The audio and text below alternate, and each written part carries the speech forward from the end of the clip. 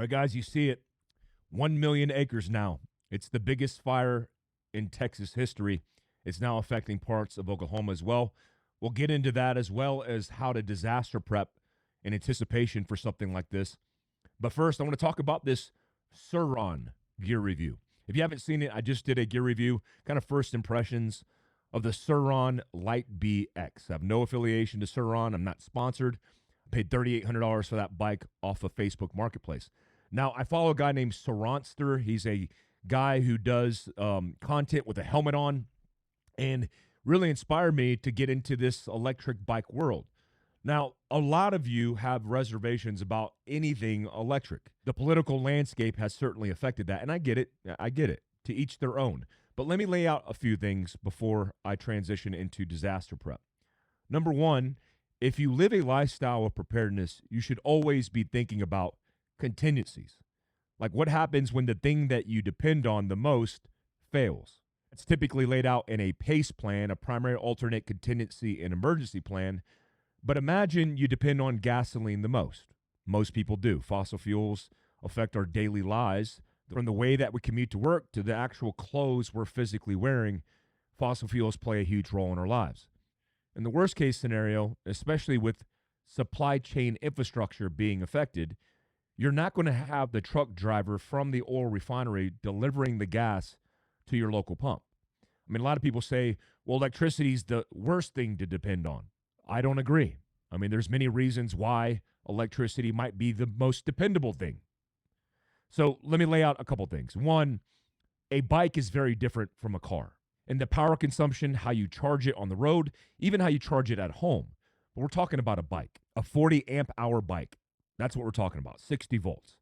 So when you have a bike that's able to be charged by solar power, by wind, renewable power, when you have a bike that's able to be charged by the alternator turning out in your vehicle, now doubling your capability because you have a vehicle you're driving and it's inverting power and then charging your bike, which extends your range. When you have the ability to charge the actual bike using a generator, because a generator that's using gasoline, you're likely going to use to do things like the electricity in your home, your freezer with all your elk meat, your bike. Also, I want you to consider most roads in a disaster. This is a natural disaster, a man-made disaster. Across the board, when you study disasters, most disasters are impacted by logistics not being able to get to the crisis site, and people not being able to get away from the crisis site.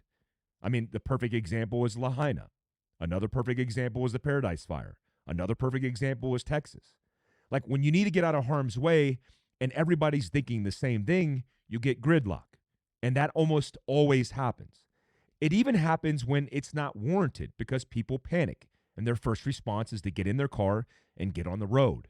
Except, what do you do when you're stuck in traffic and you can't go anywhere? What do you do when your town's burning in Texas? You get in your vehicle and you realize the entire highway is full of vehicles. Well, hopefully you got a dirt bike. Certainly, I think about dirt bikes because dirt bike would be my contingency. It would be the A in my PACE plan. Likely, the fuel won't get to the gas station. The roads will be gridlocked, and I'll still have power. Will it exactly work that way? I don't know, but it's always good to have a contingency. Go ahead and watch that video. Big shout out to Soronster and everybody who supported me on doing this gear review. More to follow. I'm going to do a bug out of Salt Lake City. If you think that content's valuable, you like it, I'm going to be bugging out of Salt Lake City, for example, without maps, without imagery, just using terrain features, and I'll talk through a lot of that as I'm bugging out. Then I'll do it some more. I might do it in San Francisco. I might even take it to New York City and do it in New York. Be super fun for us, but also I always want to provide value to you guys. Guys, before I head into Texas, also you should know that the Montana knife is available tonight at 7 p.m. Mountain Standard Time. 7 p.m. Mountain Standard Time. That is the Montana Knife Company and Fieldcraft Survival collaboration. Those knives go really fast. I'll make sure I link it down below on the website so you could find it. Also, on your first purchase, if you want to save 10%, just use MF10 on checkout. That's MF10 on checkout. Guys, let's talk about Texas. So a few things. Power outages are a major concern, as North Plains Electric Cooperative said it has approximately 115 miles of line to rebuild. How long is that going to last? You better be prepared because it might last for months. We don't know yet. This is uncertain, but a lot of people who are being affected by being pushed out are going to come back to potentially nothing and then have to deal with the infrastructure being rebuilt from scratch. In Hempville County alone, 400,000 acres are burned, scores of homes have been destroyed, and thousands of cattle have died. More than 85% of cattle in Texas are raised in the panhandle. It's going to affect this state and our country in a huge way. A little bit on disaster prep. We just came out with this 40-liter disaster prep bag. Now, if you have a 40-liter Philcraft loadout bag, I don't care what it is, North Face, Patagonia, get a bag, and it has to have 40 liters. 40 liters of capacity is what you need in order to take care of your family. I mean, if you have a family of 4, that's a good baseline to have enough stuff to sustain. Now, what we did is we partitioned it into 4 separate pouches. Each one of these pouches has a specialty.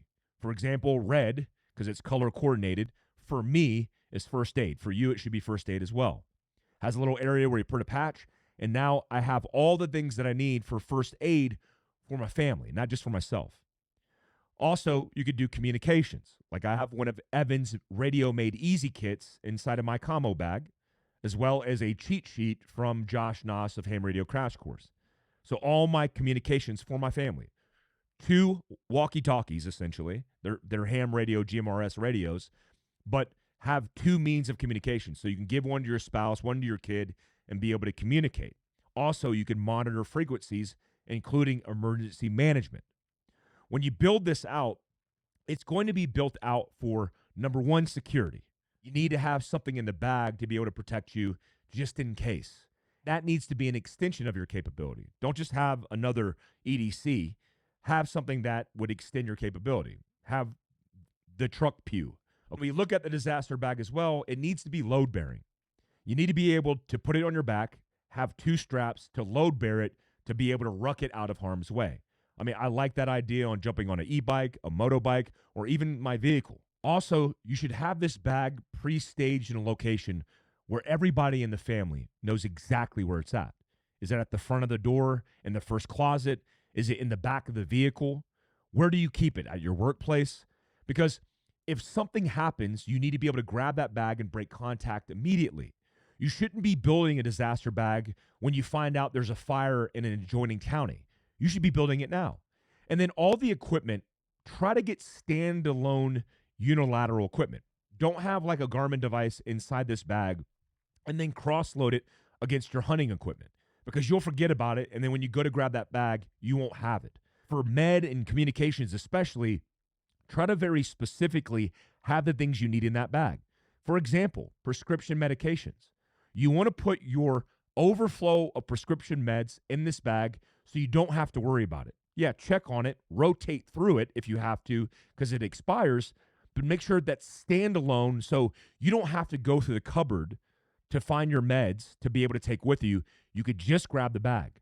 Also, universally across your family, everybody should know where that bag is. And if they need to be grabbing that bag, they can grab it. And if they need to be going into that bag to get a specific piece of equipment, like first aid to treat you, they should understand where it's located. That's why we did the color-coordinated approach on this disaster bag. Now, I have a video on Philcraft's Survivals channel coming out next week on this bag and how I load it out. Also, you could join me on my Patreon. That's patreon.com/Mike Glover, because I do get slightly suppressed on these channels and demonetized if I talk about fringe kind of things, you know, like the pew-pews. I'm headed off to the underground. If you're interested coming to our AI Cyber Conference with Joe Kent and the team, make sure you sign up for it. I'll leave the link down below. Till next time, peace out.